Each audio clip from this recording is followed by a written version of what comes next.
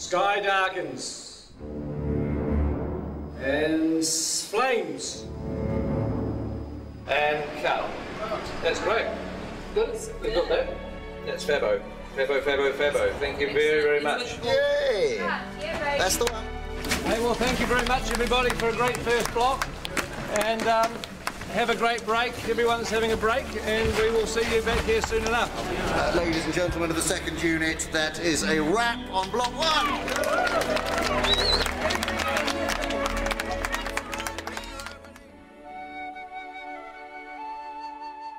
So we're just going to get one more pick-up in Bag End. Hello? Yep, come on.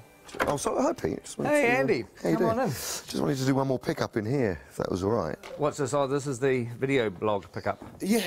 That's right. There you go, end of block 1. But anyway, we just wanted to say hi to everybody because we haven't done one of these video blogs since the beginning of the shoot. God, it feels like a lifetime. Oh. It doesn't, because the first week of shooting, we did with Andy as Gollum. Here's his precious thing. We eat it. You weren't a second unit director in those days. You were an actor. You were an old-fashioned. And now I've crossed over to the dark side. You've now gone to the dark side. I'm wiped. I'm absolutely, absolutely wiped. That's all yours. Is it? Oh, right, okay. Just give us a good battle. Yeah. Okay. I don't know how you do it.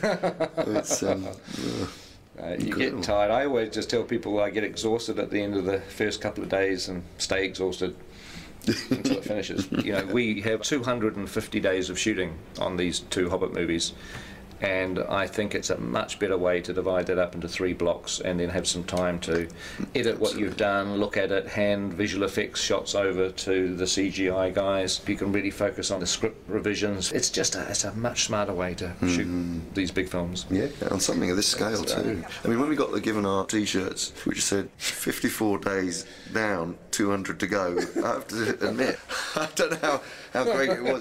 Please wear these on set tomorrow. It wasn't exactly a morale lifting moment, was it? Everywhere you turn on the people's backs was 200 days to go. It's like, oh God, I felt tired before lunch, you know. Good news is that it's over. First day back is Monday the 5th of September. So thank you guys. It's been a pleasure having you with us. What are you guys off to during the break? My wife and I, my lovely wife Aileen, we've got a holiday in the South Island of New Zealand planned. And my lovely, gorgeous wife Nicole and I are just going to work on the house. I'm leaving shortly after talking to you for London, which is a long journey, by plane, and once there I immediately go into production of a play I'm going to do by Eduardo de Filippo. I'm going to America, to Pebble Beach, in a week to play some golf. Work on my tan so that I can really freak the makeup people out when I come back.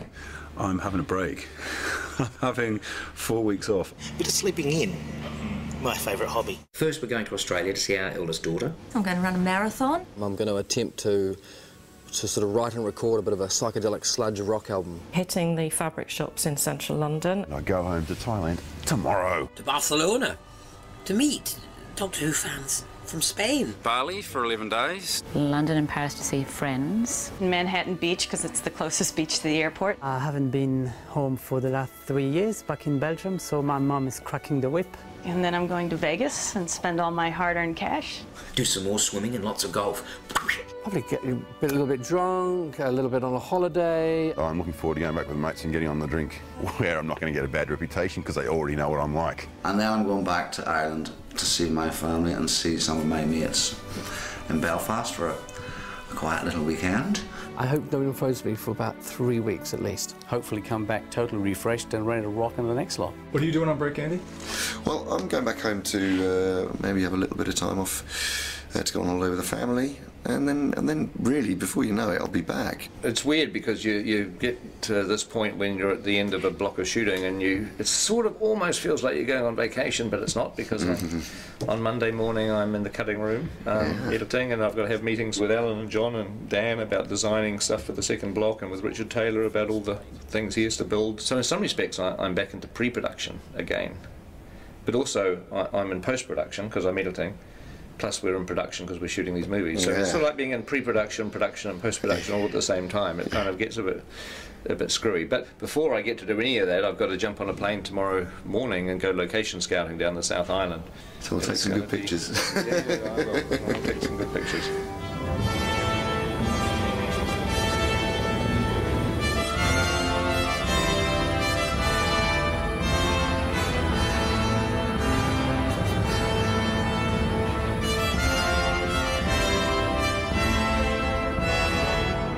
we're going to be doing location shooting during our next block of shooting, it's really time to have to nail everything down. Well, on the recce there'll be, it's usually about 17 of us that go. We get around in 5 helicopters usually. It's quite a spectacle when we turn up. Peter, Caro, Zane, Bridget, Andrew, Dan Henner, Simon Bright, art director, Steve Ingram, John Howe, Alan Lee, Eric Sandin, we have Tony Keddy, the grip, Reg Garside, gaffer, myself, location scout Dave Comer joins us, and Peter's assistant Sebastian, the ever faithful Sebastian's there. Here on the mountains I put my hand out and a cup of tea slides into it. That's what we like. There's even a Starbucks up here in the Southern Alps. Slippery, hard to walk and juggle a cup of tea at the same time on this sort of... I know, no mean feat.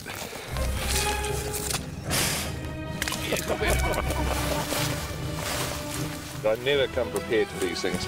I always somehow imagine it's going to be dry and warm and nice. At least it's not raining. We'll be not just scouting, which is essentially searching for locations, we're now returning to the locations that we liked, and we're going to start to talk about the logistics. The old thing, by the time you've helicoptered everybody in and then you've got to helicopter them out before nightfall, you're not actually here early morning or late afternoon. No, right, it's yeah, during the middle of the day. It's all broad daytime. Yep. Unless you camp out here. Well, that just, yeah. On set, we are allowing approximately half a rugby field for the essential equipment trucks, and then our marquees, crew parking, and also unit-based parking, which is where all our makeup and costume facilities are. If you make a path along the edge of the swamp in this... In essence, we need to create space for 2 rugby fields of equipment. It's weird on locations because you're standing in the middle of a mountain or a valley or some beautiful place, and you're having to figure out, you know, where are we going to put the crew tents? Where are people going to get changed? Where are the portaloos going to go? Because all that stuff has to be where you're not going to want to point the camera. You could have Gandalf and the dwarves sort of running up over this brow here and scurrying, hiding down behind these rocks, and just as they get there you crane up and there's one. The last thing you want to find out in 6 months' time is you're standing on this beautiful mountain and saying, wow, this is exactly the shot I want to do, and you find you've got, you know, 20 portaloos right in front of the camera. That's not what you want to do, so you've got to figure all that stuff out. We've got to keep looking. It's sort of sooner rather than later, isn't it? Yep.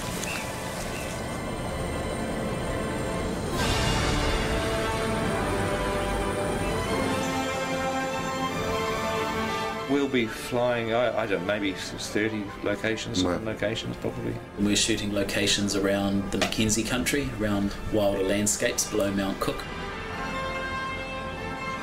And we will also be shooting around Dunedin Way, more beautiful stone, rock, you know, wild country, and that's quite exciting because it's an area of Middle Earth we haven't visited before. That big rock could be part of the house, couldn't it? Yeah. Where we're scouting presently for the edge of Mirkwood and the Anduin grasslands is south of Queenstown. That's pretty incredible. And shooting that? We're still searching and trying to work out how we're going to shoot Lonely Mountain, Misty Mountain paths. Lonely Mountain should be by itself, but you can look over in that direction there. There's still a few rivers that we're scouting for. Yeah, I think we're getting pretty close to photographing every decent river in New Zealand now. It would be quite funny to have 13 barrels all in the middle of this thing. Yeah, with the guy shouting, come on, get on with it. Come on, move ahead, get on, go faster. Is it a floater? It's quite heavy.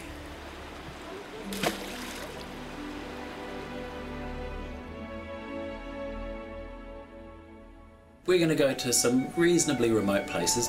Sometimes places that, you know, very, very few people have seen. There's plenty of New Zealand that we haven't seen yet. I think people think it's such a small country, and Lord of the Rings, we saw so much of it that we must have seen everything, but believe me, we haven't. There's a huge amount of wonderful locations still to come. Quite a pretty spot, isn't it? That's great, it's a great spot. Well, we'll say goodbye for now, and hopefully you've enjoyed this update, and there may well be another one coming during the break sometime, so keep your eye out for that.